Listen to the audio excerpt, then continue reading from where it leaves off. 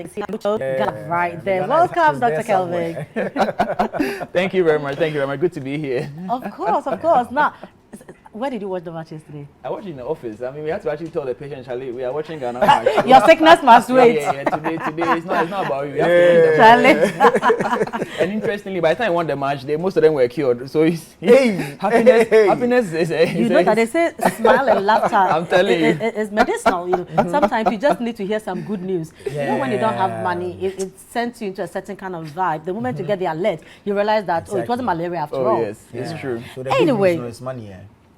Oh no, say anything that brings smiles, you know, like the win. Like so from between yesterday and Friday there has to be money. The win makes you smile.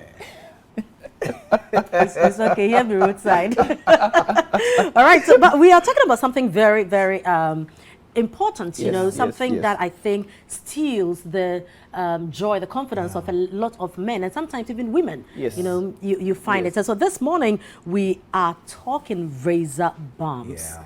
And I'm sure somebody said, this matter, you know. But Doc, let's just go straight to the razor bumps. And how do we tell that these are razor bumps? These are not, for instance, pimples. These are not that. Yeah. You know, what exactly can we call the razor bumps here? Well, I mean, as the name implies, razor bumps means that a razor has touched a particular place, and subsequent to that, there's some kind of rash, you know. So we just call it razor bumps. It's a should I say something to make it an ease of reference kind of name, you know. So that's what it is. So a razor, you may have put blade some part of the body, and subsequent or following that there was a rash, and so. And of course, when we look into it, it has to do with the hair follicle as well. You know, so when you put all these things together, it's easier to call it a razor bump than anything else. Yeah. But every part of the body where it touches that reacts same? Well, it can. You can have razor bumps any part of the body, so long as you touch it with a blade. You know, and interestingly, it's more common in the black race than the other races, even though they also still suffer from razor bumps. You know, but generally it's part of the whole group of pimples, acne. You know, they all the causation mechanism is pretty much similar. You know, and the reason why it's more common in the black race is because our hair it curls. Yeah. You know. And so if you typically when you shave too close to the skin, that's when your risk of razor bumps goes up. It's because once the hair begins to grow, it's coming at an angle, it's curling as it's coming out. So if it's too close to the skin, it means that it has to break through the skin to come out, right? Now, if it doesn't come out straight and it curves before it breaks out through the skin, then it puts you at risk of developing that razor bump, because by not coming out, it creates a pathway or a channel for infection to also sort of go inside. So it's a bit of a complicated situation that most men can't do anything about it, because, for instance, you find yourself in our men in uniform, you're not allowed to keep a beard, so you really have it's a tough position to be in, you know. So there are several factors that contribute to the whole development. Like I said, acne, pimples, razor bumps, exactly.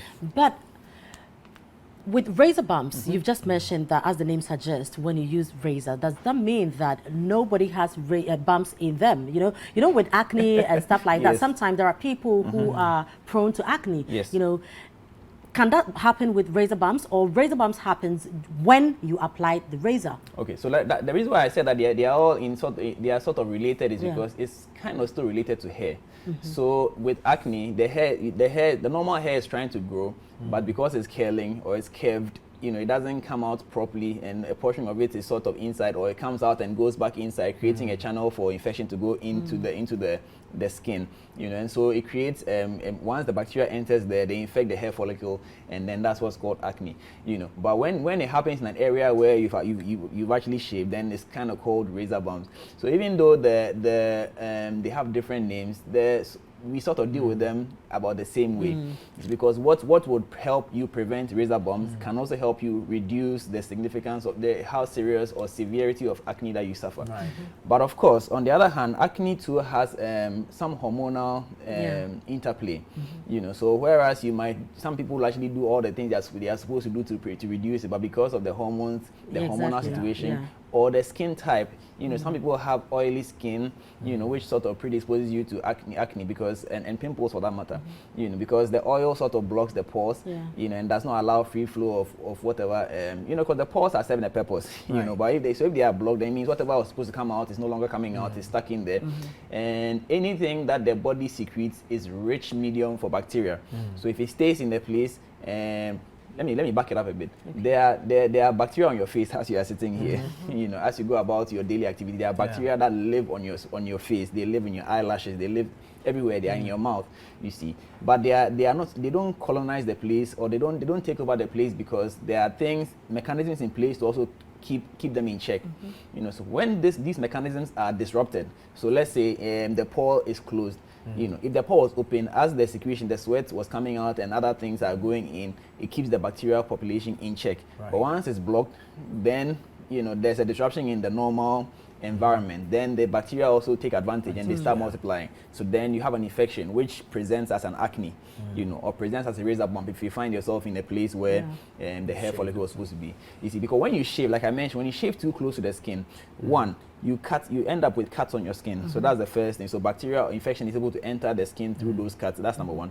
Then number two, because you shave so close to the skin, when the hair is growing, the curve also now creates a channel for the bacteria to re-enter the pore. You see, so it kind of works in two ways. But how come there are people who shave very close to the skin, they don't get any bumps?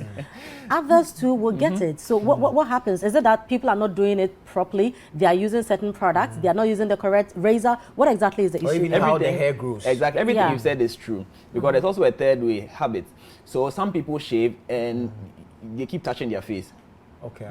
You know, so now the bacteria, your hands are dirty, and you're introducing bacteria to the skin that has been freshly shaved, and there are cuts and other things. You are not putting the bacteria there and forcing them in there. You see, because I mean, it's typical. Once the hair starts growing, it's a bit itchy, so you are tempted to scratch. So if you can actually hold yourself and prevent yourself from scratching your face, you can actually reduce how much of a breakout you're going to get. You know, but the bottom line is, ideally, and this applies to any part of the body where you shave, you are not supposed to shave to the skin. Ideally, you shouldn't shave to the skin. That's like a rule, you know. So whether it's your face, whether it's your hairline, whether it's your armpit or your groin, you're not supposed to shave to the skin. See, once you shave to the skin, you put yourself at risk of all these things. As far as the hairline is gone, so you're okay. God has done the work for you. Exactly, God has done the work for you. So you're not likely to suffer from razor bumps, especially in the areas where there's no hair. Exactly, because the pores have already been sealed. Exactly. So Except you go through a hair transplant. I mean, you are so you should be happy. Exactly. And there's another aspect. You see, again, black people are predisposed to keloids. Yes. You know, and so sometimes the acne or the razor bump can then become a keloid. You know, a keloid basically is a scar that's like a too-known scar. The scar, you have done your job finished. Why are you still? You want to grow? Why are you still growing? So it's like a scar that is. I don't know, the skin, body per job. I don't know what it's doing there. It's just showing off that I can heal. So it keeps healing, and then it becomes a big thing. You know, and we as black people are predisposed to keloid. So for instance, you had chickenpox you had a chickenpox breakout. You realize that some of the scars most of them would disappear, but there's always a few that will still be there as a bump. You know. And keloids are common in areas above the nipple. Right. You know, very common in that area. So your face is part of it. So that's why some people get keloids at the back of their head, because they shave too close, you know, and then there was a breakout, and then in the attempt at healing the breakout now results in a keloid. Some people are, unfortunately, may have it in their face, and it's one thing that's very difficult to treat, because in attempting to treat the keloid, the healing process can start again and overdo. You know, so it's a very tricky thing to do, and it can be triggered by razor bumps. You know, so in as much as you mentioned that some people don't even get it, it's true, because everybody has a different skin type. So you need to know the skin type you have. And what I also noticed from personal experiences, you need to also know which razor works for you. Okay. You know, so some people get razor bumps when they actually use the shaving stick. So when it has to be the machine? So exactly. So when you use the machine, it gives you a better outcome. You don't get as much razor bumps. It's because typically most of the sticks are able to shave very close to the skin, but the machine may not be able to shave as close to the skin as that. So that's the first thing. having said that, there are machines that, especially the ones that have the, I don't know how it's called, but they have some circular blades, you know, that's able to actually dig deep into the skin. Now, I mean, I had one experience with that, and I never touched it again. You know, it literally gave me a breakout I've never seen before. So really, razor bumps can be managed. And you can do that by reporting to the hospital and seeing a dermatologist. They can help you treat it very well so that you can overcome it.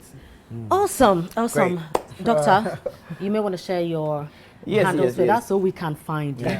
Well, I'm active on social media, Kelvin also MD, or you can also find our clinic page, Claron Health International, on all social media channels. Okay. All right. Right. So we'll come look for you for more questions and hopefully answers. there'll be a football match as well, and then we'll sit and watch together. Definitely. Of course. Once again, well done to all of us. We are not called kudus, but we are all taking the kudos. The kudos. Right. Thank you very much, Dr. Kelvin. This is Breakfast Daily. We'll be right back.